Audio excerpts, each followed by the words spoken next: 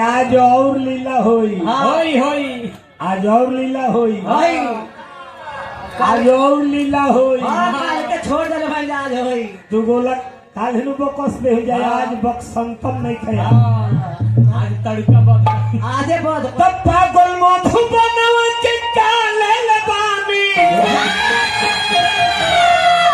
अरे तब बनवा में राम के रोवाले नहीं खाती राम जी वन में पतई पतई से वृक्ष से कहस की हमार सीता हे सीता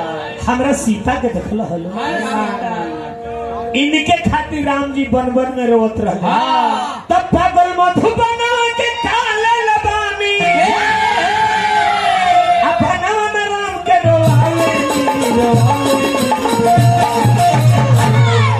एक मरद के कर एक मरद के कर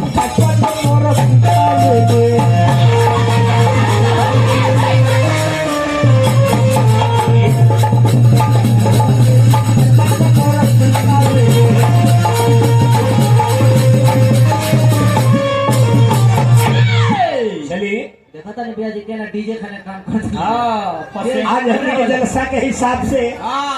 कुछ कथा प्रसंग गावे के बाद लेकिन आज वो कथा गावे वाला रहल है ना आज ओरिजिनल बात बुझ जाए नु जैसा ही कलसवा भइल बानी आज ये कलसवे के बारे में हमार मन करता रहा गावे के बाकी रहता देश दोसर बात ई कलसवा जानतनी के ह नौ बहिन दुर्गा हलो नौ जानी आज डिक्लेयर ले ले जैसे फाइनल डिसीजन लिए जैसे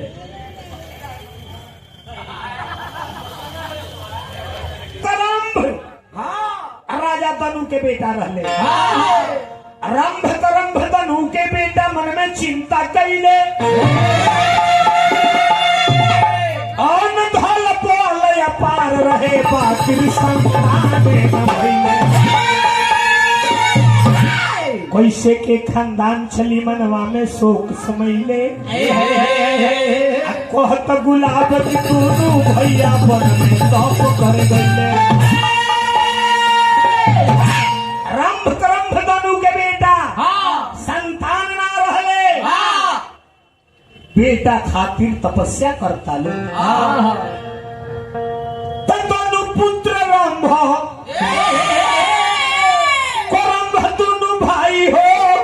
लगले तनु पुत्र रंभ करंभ दुनु भाई हो करे तनु पुत्र रंभ करंभ दुनु भाई हो करे जप तप मन हो करे जप तप मन लाई हो करे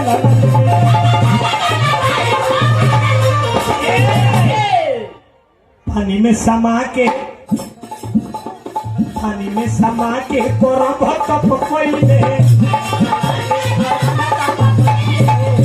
समा के करब तप कोइले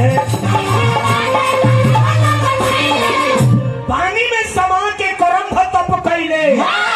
इंद्र पापी वहाँ घरियार बनिए इंद्र पापी वहाँ घरियार बनिए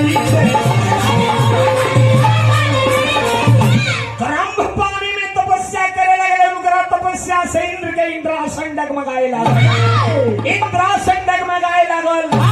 इंद्र कई बुझाता कि हमारे इंद्रासन के छीने आ रहा ऐसे घरियार बन के आके कोयले का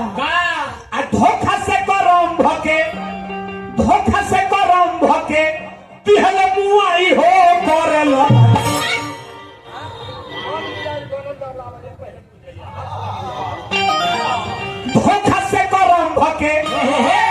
एक्टिव रब तब होई तिहल मुआई हो करल जप तप मन भाई हो करल जप तप मन भाई हो करल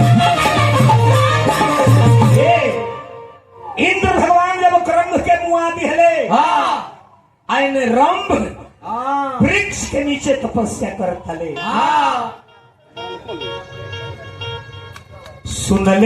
सुनले को रंभ तो खीस भइले भारी। रंभ सुनला इंद्र हमरा भाई के मुआ देले। सुनले को रंभ तो खीस भइले भारी। सुनले को रंभ तो खीस भइले भारी। मुड़ी अपन काटे खातिर भइले तैयारी। मुड़ी अपन काटे खातिर भइले तैयारी।